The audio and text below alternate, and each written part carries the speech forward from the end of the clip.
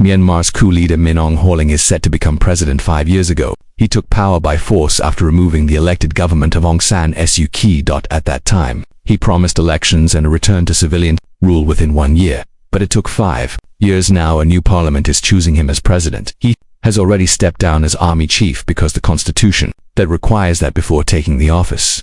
But many people say this is civilian rule in name only. The new parliament, it is filled with his supporters. The military already holds 1/4 of the seats by law. Allied party also won most of the rest in an election that many see as unfair. So this result was never really in doubt. That it looks less like a true election and more like a planned transfer of power from uniform to suit. Min Aung Hlaing also made sure that one of his close allies replaced him as military commander. He has also created a new council that will keep strong control over both civilian and military affairs. So even without the uniform, he may still hold the real power.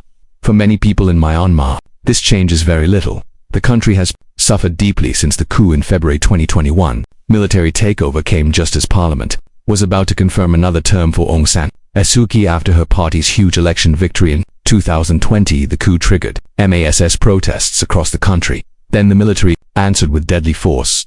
That crackdown pushed the country into a brutal civil war. Thousands have been killed, millions have been displaced. The economy has been badly damaged. Large areas of the country are now outside full military control. Resistance groups continue to fight. The military has responded with airstrikes and harsh attacks on villages. Schools, homes, and hospitals have been destroyed. Analysts say the conflict is not likely to change much under the new government.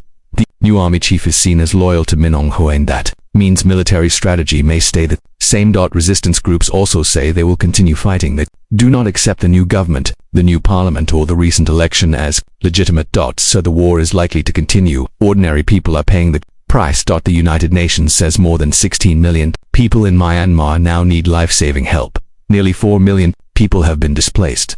Inflation has hurt daily life now. Fuel shortages are making things even worse.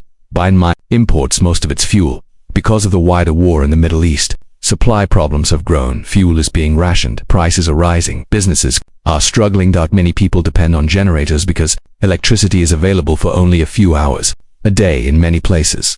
For workers and families, life has become much harder. Some people say the new government will not care about them. They believe they must survive on their own. Still, a few voices are calling for compromise.